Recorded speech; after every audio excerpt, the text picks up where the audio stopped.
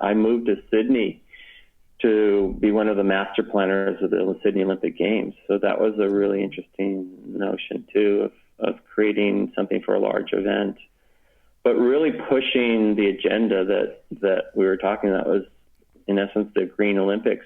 I was just recounting yesterday, that we created a large park that wrapped around the Olympic site, but also the Olympic Plaza as well. And part of one of the small aspects that was sort of my little pet project that I was really invested in was this one tiny little frog, the green and gold billed frog, which is was an endangered species that was found on the site.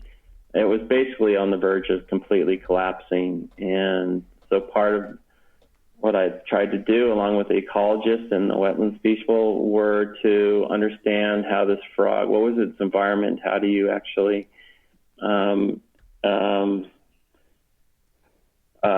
do you save or protect something that's so small? I mean, it's basically the size of your thumb.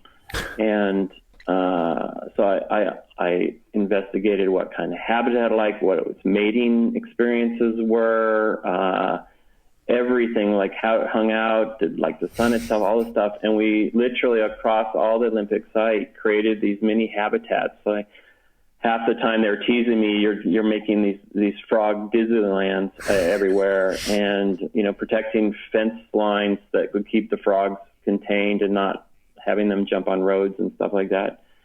And it's funny, that was 20 years ago, and 2 years I was invited to give a lecture in Sydney, and that same group of people came up to me and said, "You realize that frog is no longer on the endangered list because of what you did."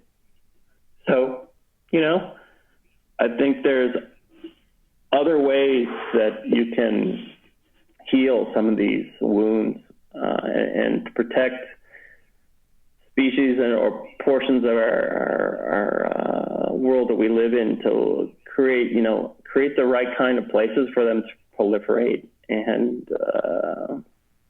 thrive. And I think that's what we need to do now, especially now.